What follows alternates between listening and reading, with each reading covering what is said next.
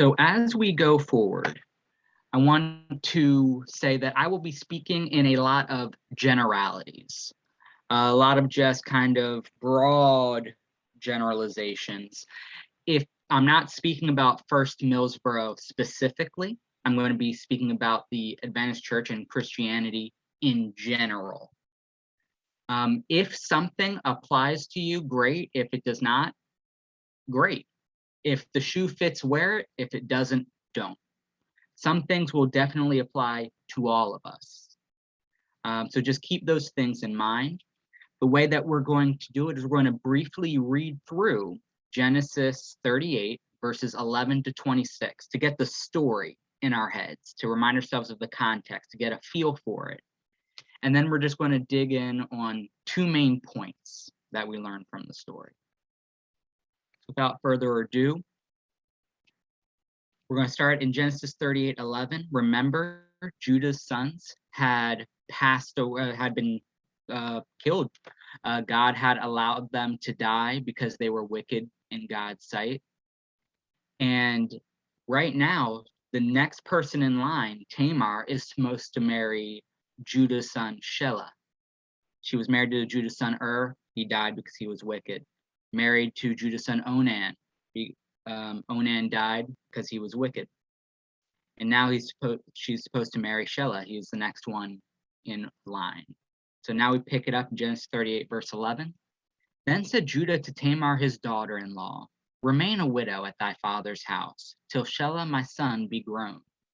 For he said, lest peradventure he die also, as his brethren did. And Tamar went and dwelt in her father's house. Something to point out is he told Tamar, remain a widow at thy father's house till Shelah my son be grown. And when it says, for he said, that doesn't mean he said it to her. Other translations say, for he thought. He said to himself, lest peradventure he die also, as his brethren did. And in the process, and so that kind of gives the context that he didn't really intend to give Shelah his son to marry Tamar. He's like, this has gone wrong twice before. And he's like, I don't want to take another chance of one of my sons being married to this woman and him dying. So it says, in the process of time, the daughter of Shua, Judah's wife, died. And Judah was comforted and went up unto his sheep shearers to Timnath, he and his friend Hira the Adulamite. So now this is at least 1 year, more than likely years later. At this time, the son that she was supposed to marry he is full grown. He is able to be married to her and is still not. And now Judah's wife has died and he is finding comfort among his friends. And it was told Tamar, saying, behold, thy father-in-law goeth up to Timnath to shear his sheep. And she put her widow's garments off from her and covered her with a veil and wrapped herself and sat in an open place, which is by the way to Timnath, for she saw that Shelah was grown, and she was not given unto him to wife. When Judah saw her, he thought her to be an harlot, because she had covered her face. That was the custom in those days. Harlots would cover their face. It was not necessarily a right practice to be a harlot, but she also might have been a temple prostitute.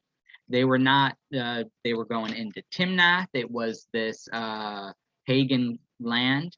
So it was very likely a temple prostitute as well. He turned unto her by the way and said, go to, I pray thee, let me come in unto thee. For he knew not that she was his daughter-in-law. And she said, what wilt thou give me that thou mayest come in unto me? And he said, I will send thee a kid from the flock. And she said, wilt thou give me a pledge till thou send it? And he said, what pledge shall I give thee? And she said, thy signet, his ring, denoting his authority, and thy bracelets, and thy staff that is in thine hand. And he gave it her, and came in unto her, and she conceived by him.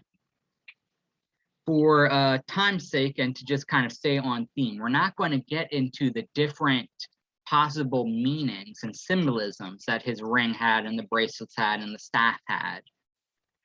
There was a pastor who went into great detail and brought out what men give up when they give into this very false context in the culture of, boys will be boys, men are just being men, oh yeah, there's this false expectation placed upon men that men are going to go out and basically sleep around, and that's all right. And it shows that what men give up when they engage in that. We're not going to go into all of that today, but I do encourage you to look at it on your own, do some research into it. And Tamar arose and went away and laid by her veil from her and put on the garments of her widowhood. And Judah sent the kid by the hand of his friend the Adullamite to receive his pledge from the woman's hand, but he found her not. Judah didn't go himself to bring the goat, the pledge, to bring the goat, the payment, to get his pledge back, because he didn't want to embarrass himself. Here, he's supposed to be, one of the sons of Israel. He had this authority. He was supposed to be this witness. So he's trying to cover his sin up. He's going to send a friend in his place. Friend couldn't find her. Then he asked the men of that place, saying, "Where is the harlot that was openly by the wayside?" And they said, "There was no harlot this place." And he returned to Judah and said, "I cannot find her." And also the men of the place said that there was no harlot in this place. And Judah said, "Let her take it to her, lest we be ashamed. Behold, I sent this kid, and thou hast not found her." And so he's basically like, all right, I'll just give it up. She can keep the ring. She can keep the bracelets. She can keep the staff. Fine. It's not worth trying to go find it. And it came to pass about 3 months after that it was told Judah, saying, "Tamar, thy daughter-in-law, hath played the harlot. And also, behold, she is with child by whoredom." And Judah said, "Bring her forth and let her be burnt." Verse 25, when she was brought forth, she sent to her father-in-law, saying, "By the man whose these are, am I with child." She said, "Discern, I pray thee, whose are these, the signet and bracelets and staff?" And Judah acknowledged them and said, "She hath been more righteous than I, because that I gave her not to Shelah my son." And he knew her again no more. To briefly tie this into last Sabbath's sermon, he was not willing to be self-sacrificial to do right by his daughter-in-law Tamar. He was to instruct Shelah to do right by Tamar, and then to do right by God, by Tamar, and by his dead son and give Shelah to Tamar. He was too busy thinking of his own interests instead of doing right because it was right. But those aren't the lessons that we're going to look at today in depth. We're going to look at just 2 aspects in this story where we see double standards. A double standard if you were a man, and another standard if you were a woman. First one is about responsibility. There is a double standard in responsibility. Here it says, then going back to Genesis 38:11, "Then said Judah to Tamar his daughter-in-law, Remain a widow at thy father's house, till Shelah my son be grown." Here it is, big and bold. "For he said, lest peradventure he die also, as his brethren did." Who was responsible for Er's death? He was wicked before God, and so God slew him. Who was responsible for Onan's death? Onan spilled his seed on the ground. He didn't do right by his brother He didn't do right by Tamar. He was disobedient to God. He was wicked, and his actions caused his downfall. But who is Judah blaming for Er's death, for Onan's death? He's blaming Tamar. Tamar, who had not done anything wrong, but yet somehow she's the problem.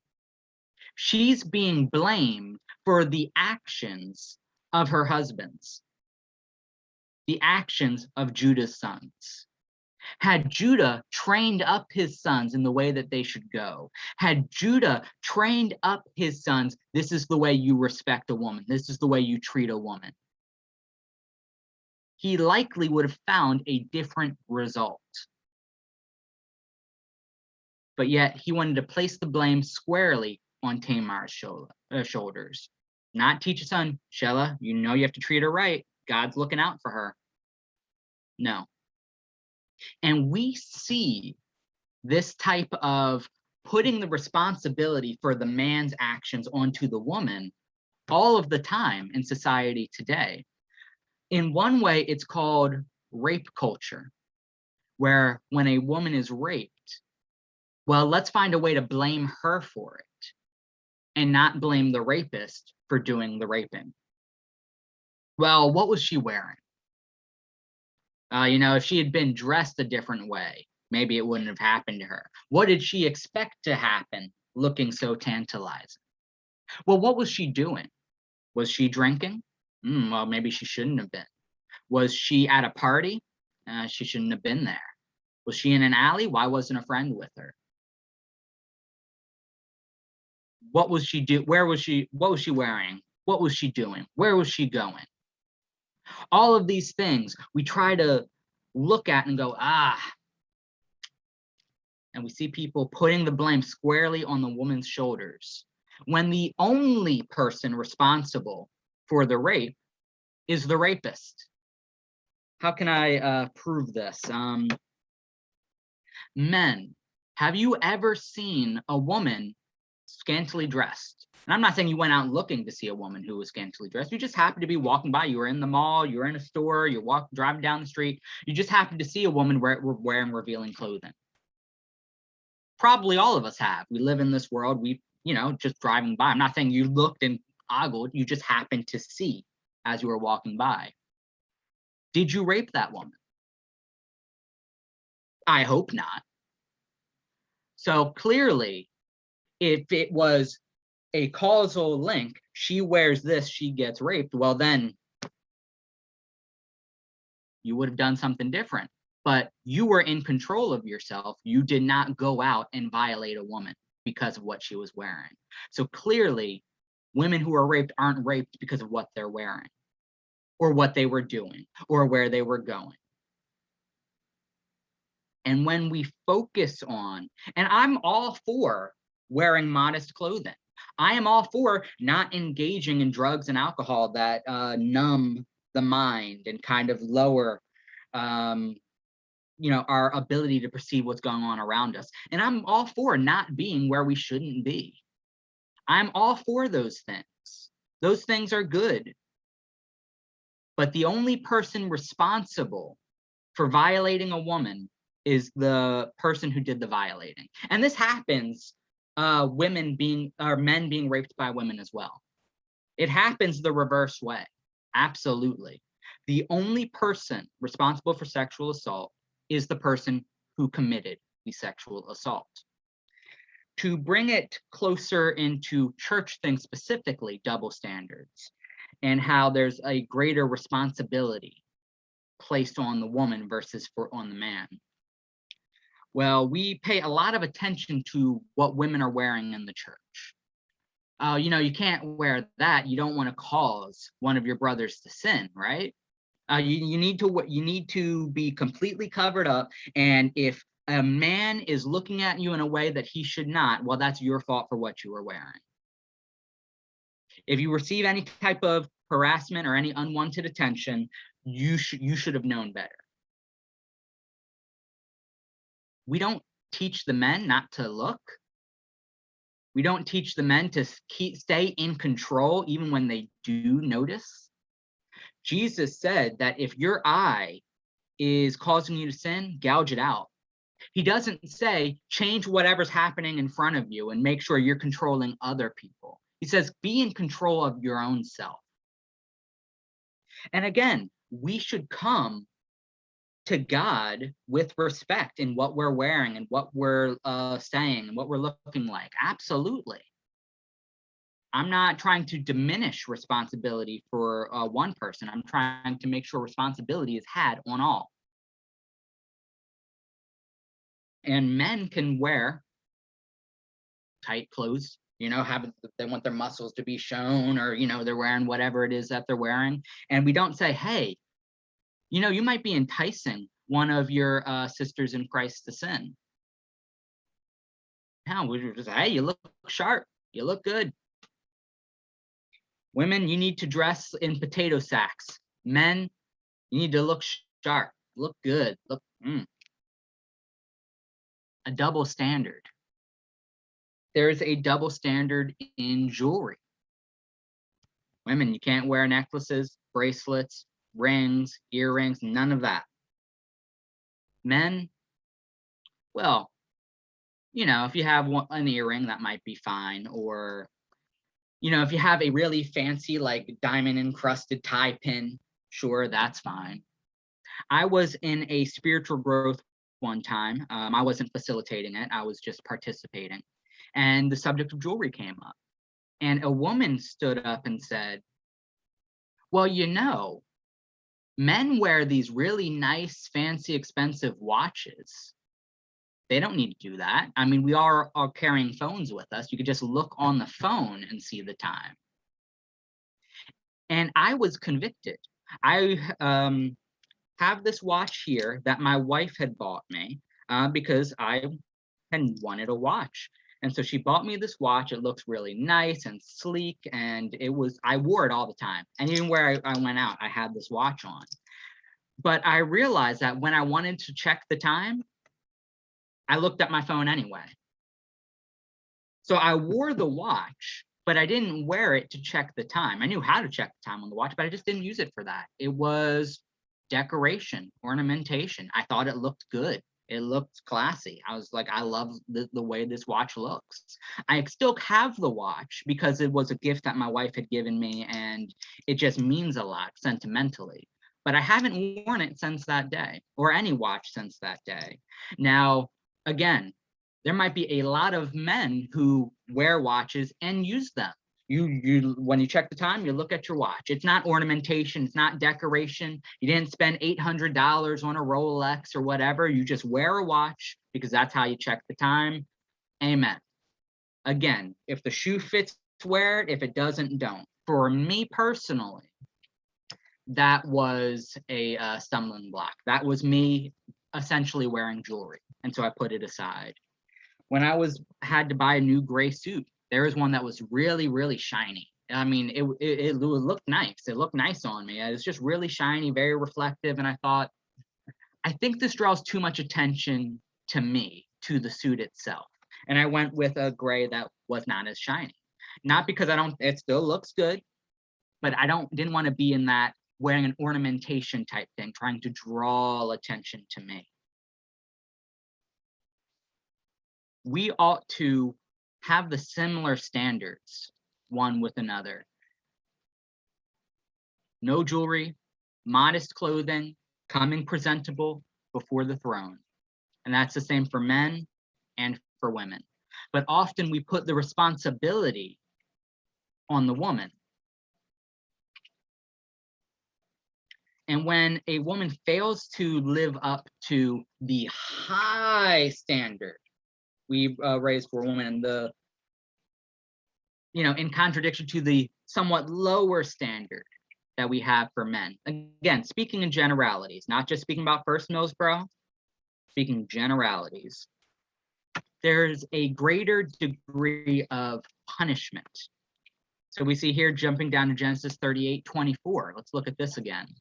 And it came to pass about 3 months after that it was told Judah, saying, Tamar, thy daughter-in-law, hath played the harlot. And also, behold, she is with child by whoredom. And Judah said, bring her forth and let her be burnt. This is a double standard in a few ways. One, Judah went out and he slept with the harlot and expected no punishment. But someone being a harlot should get all the punishment. That doesn't ring true. There's a falseness to that. Well, boys will be boys, men will be men. Ha ha ha. It's expected. But women, it's your job to keep to stay pure, keep your legs closed, don't let any man do anything. Men, it's your responsibility to try to get them to. And then when it happens, her. And all sorts of names are thrown at her. That's a double standard. And just a double standard in the extent of the punishment here. And Judah said, bring her forth and let her be burnt. Her and the child that was within her, throw her in fire, tie her up to a stake, burn her alive. What happened to Judah when it was discovered you were the one that got your daughter-in-law pregnant? Was he burnt with fire? Did he receive any punishment because he was the one who got his daughter-in-law pregnant? His daughter-in-law was about to get thrown into the fire for being pregnant. No, he had no punishment whatsoever. That is a huge double standard there. And I'm not saying that sin shouldn't be punished, and I'm not saying that we should just have no standards. I'm not saying that. I'm saying equal standards, fair punishment. He went more when there were the laws in Leviticus and Numbers and Deuteronomy regulating these sorts of things. This was a very extreme case here. He went further than even God had went for punishing adultery with let her be burnt. Often we find this in the church as well, though. Harsher sentences for the women, slap on the wrist for the men. We see this a lot of times when a woman might get pregnant in the church. She is censured. Sometimes she has taken off the church roll, no longer a member here. The man, well, he's part of the music team, or he is a deacon or an usher or an elder, or he's just a young guy. We don't want to do all that to him. I'm going to say something that's going to sound very controversial, but just let me explain what I mean, and then I believe that you will agree with me. Here's the controversial statement. Having a baby outside of wedlock is not a sin. Let me say that again, and then let me explain it. Having a baby outside of wedlock is not a sin. Having sex outside of wedlock is a sin. A baby out of wedlock, a pregnancy out of wedlock, is the result of a sin, but is not the sin itself. It's the consequence, a possible consequence. Having sex outside of wedlock is a sin. And last time I checked, that takes 2 people. So why is only one punished when being pregnant isn't the sin anyway? And what happens often is we add another sin to the sin that already took place. Sometimes we'll say, well, you have to get married now. You have to get married before that baby's born. You have to do it. And now they're making a lifelong commitment to somebody that they should not be with. They're making a lifelong commitment to someone, and they might break that commitment months or a few years later because they never should have been together in the first place. Adding one sin to another sin. This often in the world, and sometimes, God help us, in the church, very briefly bring about rape culture again. We can find, if you look for it, very lenient sentences for a lot of these men who engage in rape. Brock Turner raped an unconscious woman, given 3 months. 3 months in jail was all he had because he was a good swimmer and had his career ahead of him. We didn't care about her career, her life, the trauma that she's going to have to endure for the rest of her life. No. But he should only get 3 months. There was a man who had raped his own daughter, 11 years old. The judge gave him probation, no jail time at all. Prison wouldn't be good for him, the judge said. There are lenient sentences for rapists, but then you will find a lot of harsh sentences for women defending themselves from rape, women defending themselves from attack. In 2012, Marissa Alexander was estranged from her partner, who had a history of domestic violence against her. Just days after she gave birth, he arrived at her home and threatened her. He entered her home, and when she couldn't get the garage door open so she could escape, she fired a shot at the wall. No one was injured. She was prosecuted for aggravated assault with a deadly weapon in the same jurisdiction where George Zimmerman had been acquitted for standing his ground after murdering an unarmed child. After an attempt to sustain self-defense immunity was unsuccessful, she pleaded guilty to 3 counts of aggravated assault and was sentenced to 20 years in prison for defending herself. Her conviction was overturned in 2013 due to tremendous public backlash. She renegotiated a deal to serve 3 years in prison and 2 years on house arrest for defending herself.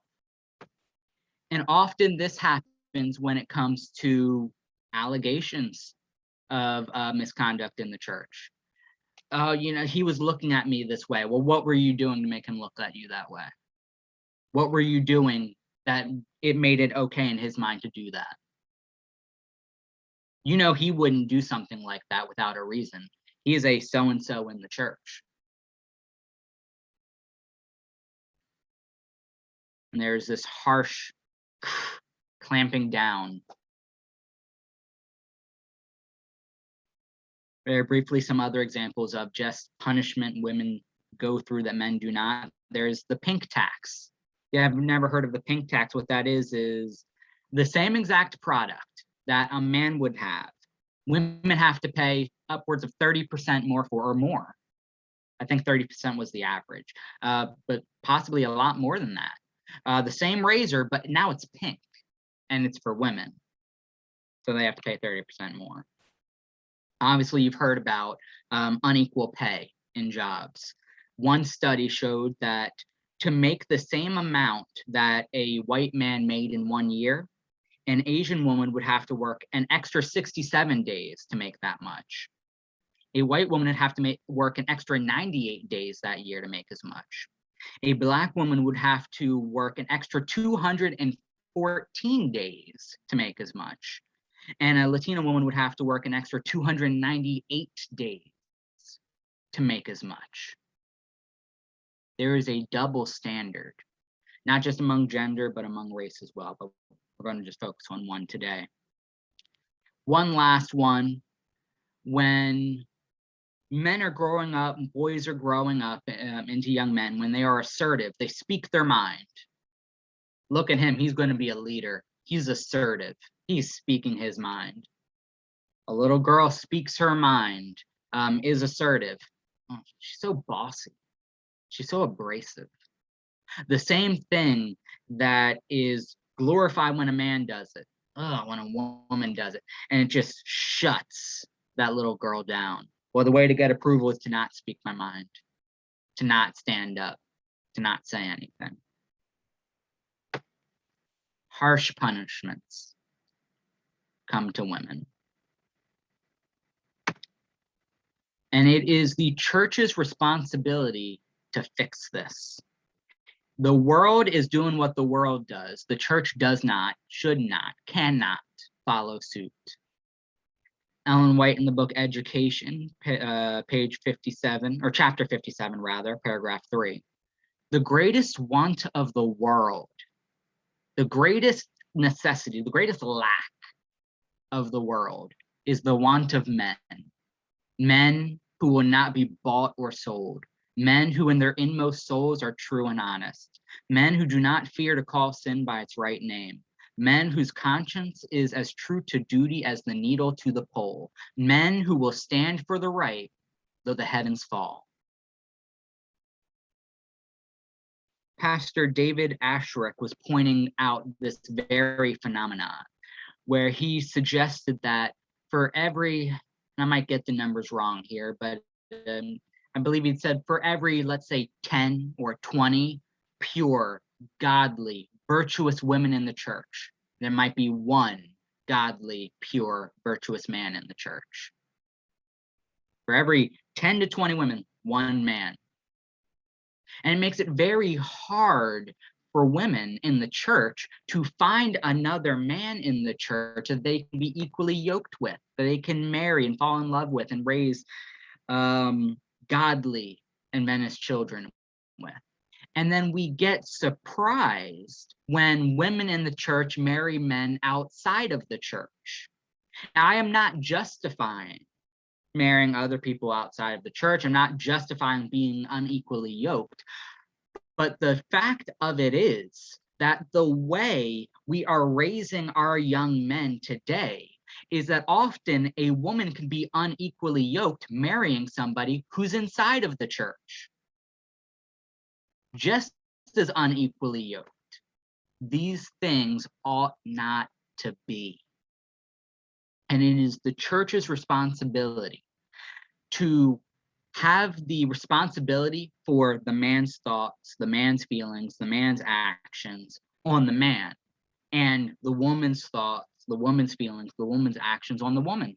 Not lowering the standard, but maintaining the standard equally. Men should dress modestly because that is the correct godly thing to do. Women should dress modestly because it is the correct godly thing to do, not because we're responsible for everybody else's behavior.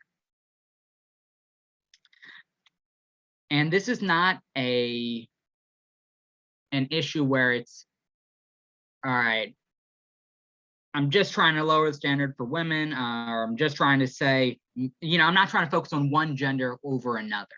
The Bible makes it clear that we are all to grow in Christian maturity. Galatians 5:22-23 says, but the fruit of the Spirit is love, joy, peace, long-suffering, gentleness, goodness, faith, meekness, temperance.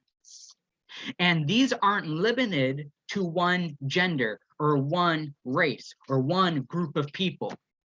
But if you are a Christian, if we are Christians, we should all have this same fruit. It is a high standard, but it's a high standard applied to all of us. Love, joy, peace, long-suffering, gentleness, goodness, faith, meekness, temperance. We should all have that.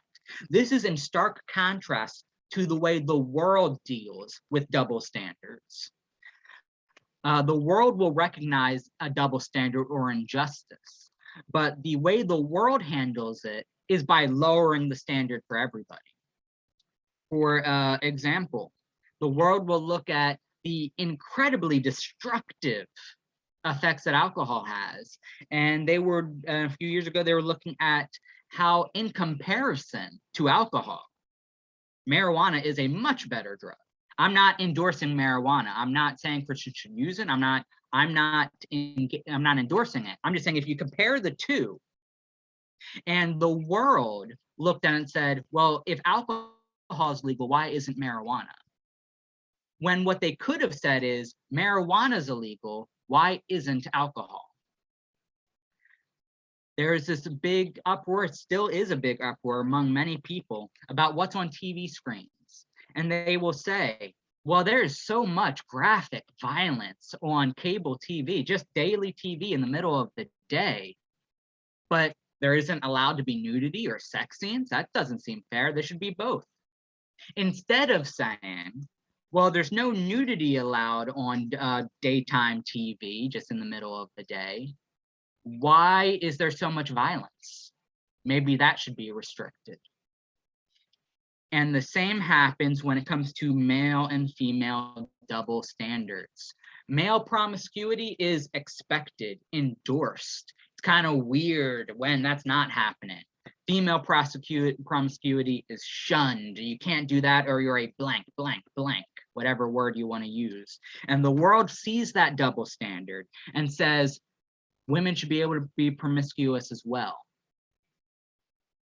I would suggest to you that men should control themselves the same way that the church and the world says women should control themselves.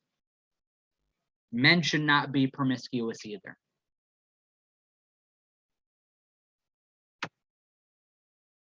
Like I said, this is for everybody. We are going to wrap up looking at Titus chapter 2 and the universal call to integrity. There's a universal call to a high standard, to living this Christian life with genuine authenticity in the power and grace of Christ and the indwelling of the Holy Spirit. Starting in verse 1, Titus chapter 2. But speak thou the things which become sound doctrine, that the aged men may be sober, grave, temperate, sound in faith, in charity, and in patience. Remember that word charity is agape, means love. Grave, a lot of times when we think grave, we think super stern and serious, and I don't ever laugh or have fun. It's not what grave means in the Greek. Grave means venerable, honorable, living a life that other people can look at and be inspired by, taking their salvation seriously, and conducting themselves in intentionality and self-respect. That's what grave means. The aged women likewise, pay attention to that word, likewise. The same way we have standards, high standards for the men, the aged women likewise, that they be in behavior as becometh holiness. They live a lifestyle that is suited to a righteous sacred character. Be in behavior as becometh holiness, not false accusers, not given to much wine, teachers of good things. The same thing with sober up above there. It was talking about not engaging in any type of wine or substance or any such thing that would numb the senses, that would cloud one's judgment. Be vigilant about what we let into our minds. Same thing with women, the same exact call. Verse 4, that they may teach the young women to be sober, to love their husbands, to love their children, to be discreet, chaste, keepers at home, good, obedient to their own husbands, that the word of God be not blasphemed. Sober, sound mind, discreet, self-controlled, temperate, moderate. That's what discreet means there. Self-controlled, moderate, temperate, chaste, to be clean, innocent, modest, pure from every fault. It's not just sexually charged, it's just all over chaste, pure from every fault. Verse 6 through 8, young men likewise. Yes, there's a high standard placed on young women. Likewise, high standard placed on men. Young men likewise exhort to be sober-minded, sound mind, temperate, moderate, self-controlled, in all things showing thyself a pattern of good works, following in the footsteps of Jesus. In doctrine, showing uncorruptness, gravity, again, that's that conducting yourself in respect, in worthy of being honorable or venerated. Sincerity, authenticity, sound speech that cannot be condemned, that he that is of the contrary part may be ashamed, having no evil thing to say of you. So even if somebody wanted to talk bad about you, wouldn't even be able to do it because you're not engaging in that type of speak or action or lifestyle. That's the high standard for men and for women. And this now is the appeal. I'm getting to the appeal for you and for me, for us individually and as a church. For the grace of God, going down to verse 11 in Titus 2. For the grace of God that bringeth salvation hath appeared to all men, teaching us that denying ungodliness and worldly lusts, we should live soberly, righteously, and godly in this present world. All spheres of a perfect Christian life are contained within this verse. We should live soberly. That is, we should have self-control. We should be temperate. It suggests the concordance says, the exercise of that self-restraint that governs all passions and desires, enabling the believer to be conformed rather, to the mind of Christ. That self-restraint, self-control. So when it says that we should live soberly, it's talking about within ourselves. When it talks about living righteously, that is equitably, justly, in accordance with what is right, specifically or especially concerning our neighbor, concerning our brother and sister in Christ. We should live soberly, dealing with self-control. We should live righteously, treat other people right because it is right. Not because we want to save face, so we're going to put the blame on this person, or we want to protect this other person, so we're going to blame this person. We can't hold this person responsible. We need to hold this other person responsible. But do right by others because it is right. And we should live godly, live a pious, God-focused, God-centered life. So it deals with self, others, and God. And that is what we are to do individually and corporately as a church. And that starts with getting out the double standards, uprooting it, getting out of the church. Again, not talking about just First Millsboro, Christianity as a whole, getting it out and treating people as Christ would have us treat them. Looking for that blessed hope and the glorious appearing of the great God and our Savior, Jesus Christ, who gave himself for us, that he might redeem us from all iniquity and purify unto himself a peculiar people, zealous of good works.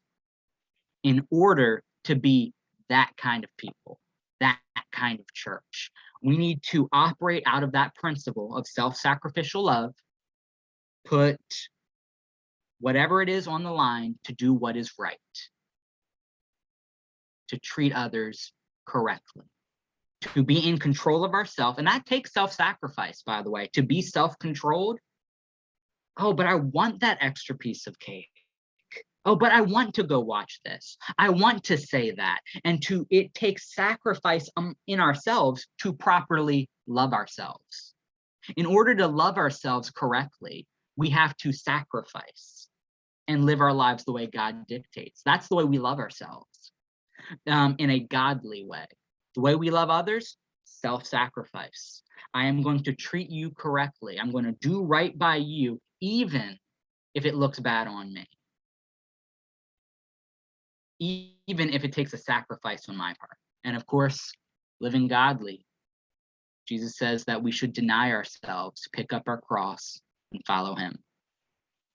And if we're able to do that, we're able to be a righteous church in all of these aspects: self, others, God.